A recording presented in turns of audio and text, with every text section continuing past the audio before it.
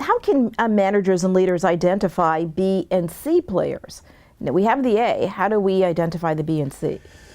So, you know what's interesting is in the practices and the companies I work with, we are almost solely focused on the A player. So, and I think that's the difference, Vanessa. It becomes that aspirational, right? Where you hear of stories of General Electric and other companies, by the way, fine companies that, went after the C's.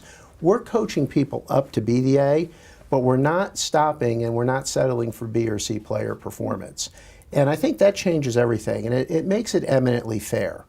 Back to really defining a role, defining A player performance. This is where us as leaders need to up our game, is really defining what performance looks like.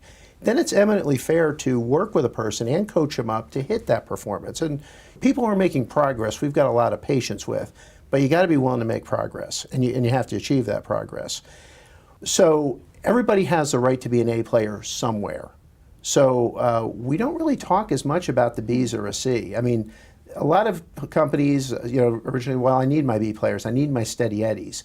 We have a different definition of a steady eddy. A steady eddy is a rock star in the position who maybe doesn't want to go further in their career, but we're going to be perfectly happy with letting them be an A player.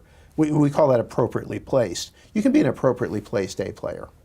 I think that is a fear that some leaders have, right? If I have all A players, they're going to push me, right? Because the A players are constantly looking for better and better.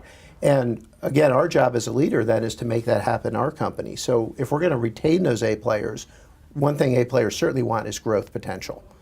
So it will put more pressure on us to become better leaders. It will put more pressure on us to set those strategies, set those agendas, and then execute. But again, companies exist to do the core purpose of a company. I'll use the example of a bicycle shop. Our purpose is to build really great bicycles. But then we need a financial return. And as soon as someone becomes an owner in the business, you need a return on your money. And that's why, employee ownership is so exciting, because then they demand a return on their money.